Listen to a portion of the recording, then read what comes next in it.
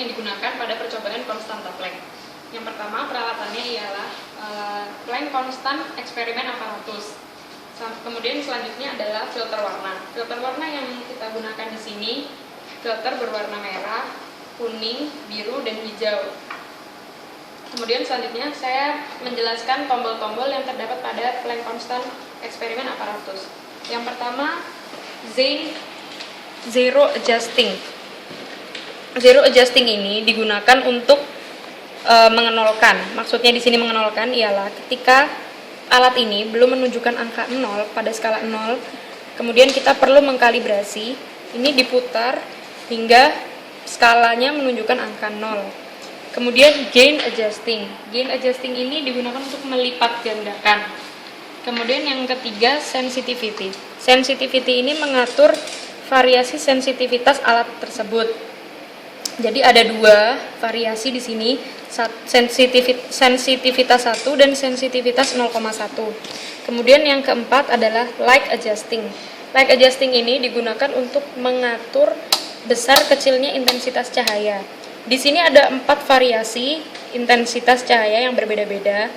Kemudian selanjutnya adalah tombol internal dan eksternal.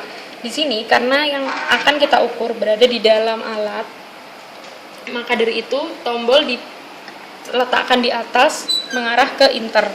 Kemudian yang sebelahnya lagi adalah measure dan calibration. Maksud di sini ketika kita akan mengukur atau mendapatkan data, kita menaikkan tombol ini ke arah measure. Sedangkan jika ingin mengkalibrasi, kita turunkan untuk mengarah ke calibration. Kemudian selanjutnya tombol Anode Voltage Adjusting.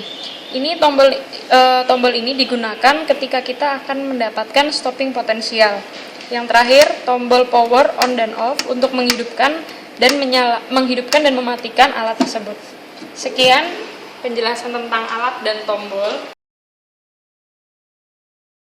Selanjutnya saya akan menjelaskan praktikum dari konstanta Planck, cara kerjanya. Untuk pada praktikum kali ini digunakan variasi pada filter warnanya yang digunakan, yaitu merah, hijau, kuning, dan biru, serta dari sensitivitasnya yaitu 1 dan 0,1, dan juga intensitas cahaya yaitu pada tingkat 1, 2, 3 ataupun yang keempat. Pada contoh percobaan kali ini saya akan menggunakan variasi sensitivitas sebesar 0,1 dan juga pada intensitas pada tingkat yang keempat, dan juga menggunakan filter warna merah. Untuk langkah yang pertama yaitu kita menyambungkan Planck Constant Apparatus ini kepada sumber tegangan. Selanjutnya alat ini dihidupkan untuk menekan power on. Selanjutnya karena kita mengukurnya, maka kita menggunakan measure, dan pada in dan x kita mengatur ke int.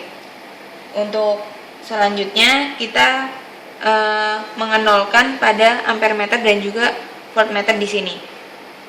Karena ini pada ampermeter sudah menunjukkan pada angka 0 dan voltmeter juga sudah menunjukkan angka 0. Ini kita off-kan dulu. Filter warna merah kita masukkan ke dalam sini. Kita tutup. Lalu kita berikan sensitivitasnya sebesar 0,1. Dan kita beri intensitas ke tingkat yang keempat, sehingga pada ampermeter menunjukkan arus sebagai berikut. Didapatkan data yang pertama.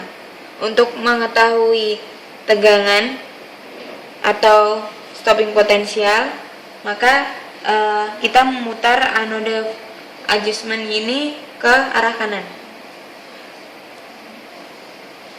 hingga pada ampermeter menunjukkan angka 0, dan pada voltmeter naik. Karena ini sudah 0, maka data dari tegangan atau stopping potensial dapat diketahui.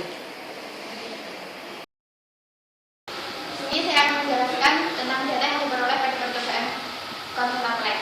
Data yang diperoleh pada percobaan konsultan lab ada fact sebagai beda potensial stopping, kemudian ada I sebagai arusnya.